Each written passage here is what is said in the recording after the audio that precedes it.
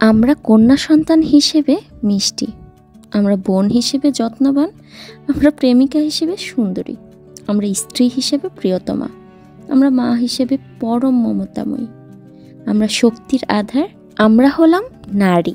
তো hello everyone, আসসালামু আলাইকুম, ওয়েলকাম টু মাই চ্যানেল। আশা করি সবাই খুবই ভালো আছেন। আজকের ব্লগটা শুরু করলাম মাছের বাজার থেকে। তো বাজার করতে আসছি, তো এখান থেকে আমি আমার পছন্দের কিছু মাছ কিনে বাসায় চলে আসলাম। তো আজকে কাজ শেষে বাসায় আসার পর সবার আগে আমার কাজ হলো আমার রুমটা যদি গুছানো না থাকে সেটা গুছানো। তো আজকে আমার রুটিনের মধ্যে বেডশিটটা চেঞ্জ করাটা পড়েছিল। তো ভাবলাম যে ফ্রেশ হওয়ার আগে বেডশিটটা চেঞ্জ করে নেই। দেখা যায় ফ্রেশ হয়ে ড্রেস চেঞ্জ করে যদি আবার বেডশিট চেঞ্জ করি সেই ময়লাই লাগে। তো এই কারণে আগেই আমি এটা চেঞ্জ করে নিতেছিলাম। তো এই তো এরপরে রান্না বান্না করব। আজকে কিছু কাপড়ও ধোয়া আছে, আজকে মোটামুটি অনেকগুলা কাজ আছে। তো জানি না কখন রেস্ট নিতে পারবো। তার আগে ভাবলাম যে কাজগুলো কমপ্লিট করি, কারণ আমার এখন যদি এই কাজগুলো না কমপ্লিট করি তাহলে দিনের বেলা তো আসলে সম্ভব না। তো বাধ্য হয়ে করা লাগে। মেয়েদের লাইফটাই এমন, যদি বাইরে কাজ করেন তাহলে কিন্তু বাসার কাজটা স্কিপ করা যায় না। বাসার কাজ তো অ্যাজ ইউজুয়াল থাকেই, সাথে বাইরের কাজ যদি আপনি করেন তাহলে সেটা অ্যাড হয়। এই যা পরিশ্রমটাও বেশি পড়ে, কষ্টও বেশি হয়, আবার এর মধ্যে মজাও আছে। কিন্তু একদম দেখা যায় শুয়ে বসে কিন্তু সারাদিন বাসায় সময় কাটে না। বাইরে কাজ করলেও মনের মধ্যে একটা অন্যরকম প্রফুল্লতা চলে আসে, মানসিক শান্তি পাওয়া যায়, সবচেয়ে বড় কথা। তো এই তো বেডশিট গুছানো শেষ, টুকটাক কিছু এলোমেলো ছিল সবই গুছায় রাখলাম। আর এখন অড্রফের সাইডটাও গুছাবো। সকালে রেডি হয়ে যাওয়ার সময় দেখা যায় কি এগুলো এলোমেলো হয়েই যায় যতই গুছায় রাখি না কেন। তো ওই টাইমে যে আবার গুছায় যাবো ওইরকম আর কি সময়ও হয় না, লিমিটেড টাইম যেহেতু। তো এই কারণে আমি এখন এগুলো সব গুছায় টুছায় রাখতেছি। আমার কাছে আমার রুমের মেইন জিনিসই খাট আর ওয়ারড্রোব। এই দুইটা মোটামুটি ক্লিন থাকলে রুম এমনিতেই ক্লিন বা গুছানো লাগে আর কি, যেটা সত্যি কথা। এক একজনের বাসার দেখবেন গুছানোর ধরন এক এক রকম। কার কোনটা গুছানো থাকলে ভাল লাগে বা রাখলে ভাল লাগে সেটা অবশ্যই জানাবেন। তারপরে এই তো ওয়াশিং মেশিনে কাপড়গুলো দিয়ে দিচ্ছিলাম। অনেকগুলো কাপড়ই জমছে, অসুস্থতার কারণে সময়ের অভাবে ওইভাবে করতে পারতেছিলাম না। তো এখানে এইটা আমি করতে দিয়ে রান্নায় চলে যাব। তো আমি আজকে একটা রেসিপি করব, সেটা লইট্টা মাছের একদম ঝুরা করে ভুনা। আমি এটা কক্সবাজার গিয়েছিলাম গত বছর তখন ওইখানের হোটেলে খাই। আর আমরা একবার খেয়ে এটার এত আমাদের ভাল লাগে, এরপর থেকে আমি বাসায় এটা আনি। যখনই বাজারে পাই আমি নিয়ে আসি, দামও কম, তার উপরে অনেক মজা আর কি। মাছটা লইট্টা মাছ বলে যেটা আর কি।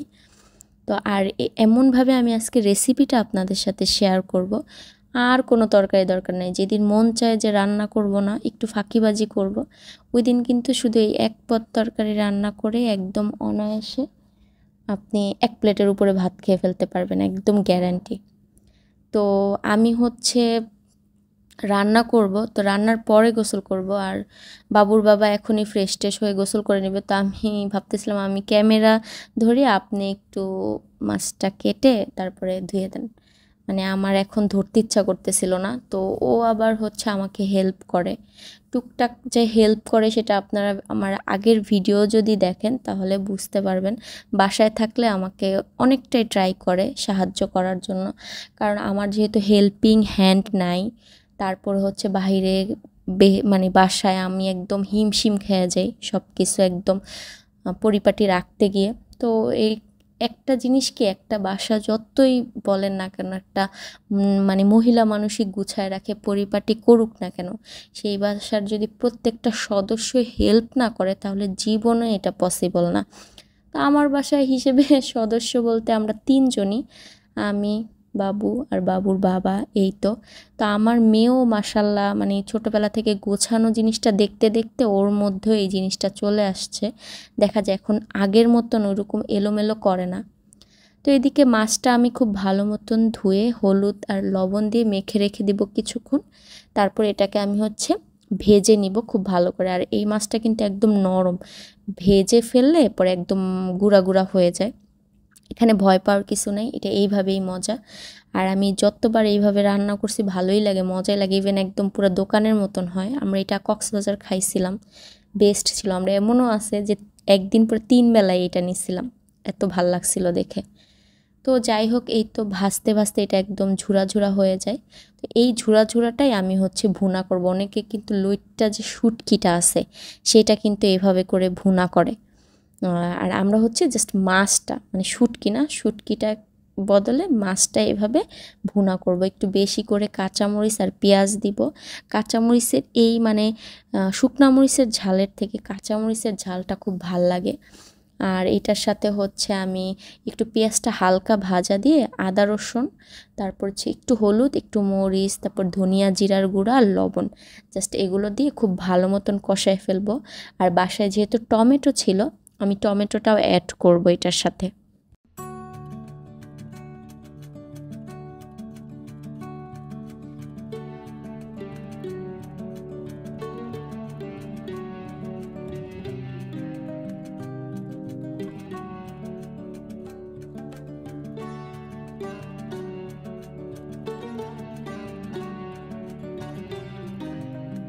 তো আমি এর মধ্যে হচ্ছে টমেটো দিয়ে দিয়েছিলাম, এখন এটা ঢেকে দিব জাস্ট টমেটোটা যাতে গলে যায় এই জন্য। তো এই তো আমার মোটামুটি এইটা, আর মশলাটাও খুব ভালো মতন কষে গেছে, 5 মিনিটের মতন আমি এটাকে কষাইছিলাম। আর টমেটোটাকে একটু আমি হচ্ছে স্প্যাচুলা যেটা, ওইটা দিয়ে একটু এরকম নাড়া দিলে সুন্দর গলে যেতেছে। তো এটা ভালো মতন মশলাটা যখন কষানো হয়ে যাবে তখন জাস্ট মাছটা দিয়ে দিব। মাছটা দিয়ে হালকা একটু পানি দিয়ে এটাকেও আমি আবার 5 থেকে 10 মিনিট খুব ভালো মতন কষাবো। তাহলে মশলার গন্ধ তো এমনিতেও আগে কষাইছি থাকবে না, মাছের যে এক্সট্রা একটা গন্ধ ওইটাও আর থাকবে না, খুব ভাল লাগে খেতে। তারপর তো এই তো আমি হচ্ছে নামানোর আগে একটু ধনিয়া পাতা বেশি করে দিয়ে নিছিলাম। আর এই হচ্ছে আমার মাছটা, এটা দিয়ে অনায়াসে 1 প্লেট ভাত খাওয়া যায়, আমি একদম গ্যারান্টি দিয়ে বললাম।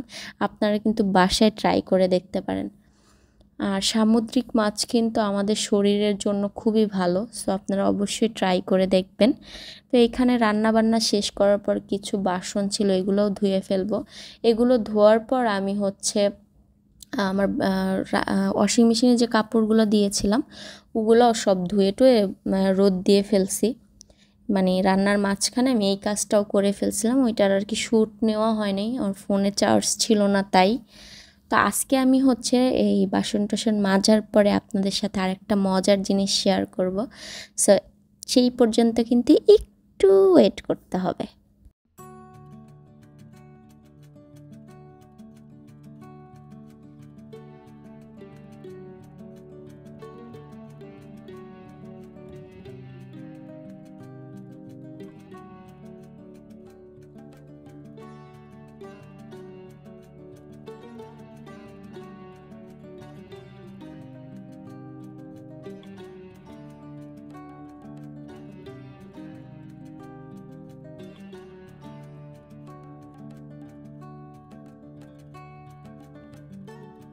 তো আমি আজকে আপনাদের সাথে যে জিনিসটা শেয়ার করব সেটা হচ্ছে আমার রান্নাঘরে উপরে কোনো তাক নাই। তো আমি সবসময় এখানে এই ডিব্বাগুলা রাখি। তো আমার এতদিন যে ডিব্বাগুলা ছিল ওগুলো একদম প্লাস্টিকের ছিল, আর অনেক দিন হয়ে গেছিলো দেখে পুরান হয়ে গেছে। তো এগুলা ফেলে দিছি, কারণ কয়েকদিন আগে আমি একটু বাহিরে গেছিলাম, তো তখন দেখি রাস্তাতে এরকম কাচের বয়াম সেল করতেছিল। এইটা নিছিল মনে হয় 50 টাকা 40 টাকা করে। আর যে পিঙ্ক কালার মুখাগুলা একটু লম্বা, এগুলো আপনার নিয়েছিল 30 টাকা আর 20 টাকা, আমার মানে মনে নেই দামটা এক্স্যাক্টলি, এটা মনে হয় 20 টাকা করে নিয়েছিল। তো অনেক কমে এত সুন্দর জারগুলো আমি পাবো, আর একদম ধোয়াও। আমি দাঁড়া যেগুলো দেখছিলাম খুঁজছিলাম তখন, বাট ওইগুলো না বেশি একটা ক্লিন ছিল না, আর এগুলো খুব ভালো ক্লিন ছিল। বাস জাস্ট বাসায় এসে আর একটু আমি ক্লিন করে নিছি, তারপর এইগুলোতে রাখছি। কি সুন্দর লাগতেছে, ইভেন এই জায়গাটা খুবই অর্গানাইজড লাগতেছে। আপনাদের কাছে কেমন লাগতেছে অবশ্যই জানাবেন, আমার কাছে কিন্তু খুব ভাল লাগতেছে। তো অনেক দিন পর একটু নিজেকে প্যাম্পেয়ার করব, আসলে আমাদের উচিত আসলে সবারই নিজেকেও একটু টাইম দেওয়া। তো আমি আসলে আমার উপরে কয়েকদিন এত বেশি স্ট্রেস চাইতেছে, এত বেশি টায়ার্ড, এত বেশি মানে অসুস্থতা প্লাস বিজি, মানে সব মিলে আমি একদমই আমার কেয়ার করতে পারতেছিলাম না। ইদানিং ফেসটা একটু ডাল হয়ে যেতেছিল, তো ভাবলাম একটু স্কিন কেয়ার করি। আমি সবসময় এরকম রেডিমেড প্রোডাক্টগুলো ইউজ করি এখন, বিশেষ করে কারণ আমার হাতে ওরকম টাইম নেই যে আমি এক্সট্রা বানাবো, এটা করব সেটা করব, এক্স্যাক্টলি আমার হাতে এরকম টাইম নেই। তো আমি সবসময় এরকম রেডিমেড প্রোডাক্ট ব্যবহার করি। সো আপনারাও চাইলে এভাবে বাড়িতে, অনেক সময় পার্লারে যাওয়াও পসিবল হয় না, টাইম কই, টাকা থাকলেও টাইম ম্যানেজ হয় না, তারা চাইলে আমার মতন এইভাবে ঘরোয়াভাবে ফেসিয়াল করে ফেলতে পারেন। সবার প্রথমে আমি হচ্ছে ফেস ওয়াশটা দিয়ে ভালো মতন মুখটা ক্লিন করে নিয়েছি, তারপর একটু স্ক্রাব করবো। এটা জাস্ট 1 মিনিট স্ক্রাব করে নিলে একদম হয়ে যাবে। আর স্ক্রাবের পরে এটা এত ভাল লাগে, এত স্মুথ হয় ফেসটা, সত্যি বলতে খুব ভালো। আমাদের অনেকেরই কিন্তু ব্ল্যাক হেডস, তারপর হোয়াইট হেডস, এগুলোর অনেক বেশি প্রবলেম আছে। তো এই প্রবলেমগুলা সবচেয়ে ভালো, অনেকে দেখি ওই যে চিকন যে ইয়ের মতন দিয়ে দিয়ে টিপে টিপে উঠায়, ওইগুলার থেকেও সবচেয়ে ভালো এই মেশিনটা। আমি এটা দারাজ থেকে নিয়েছিলাম, এই প্রোডাক্টটার নামটা আমি জানি না এক্স্যাক্টলি। এত সুন্দর ক্লিন হয়, আর এটা হচ্ছে ব্যাটারি সিস্টেম, তবে চার্জ দিতে হয়।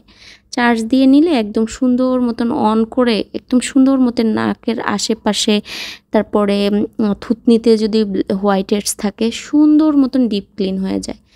তো এরপরে আমি হচ্ছে একদম রেডিমেড একটা মুলতানি প্যাক ব্যবহার করব।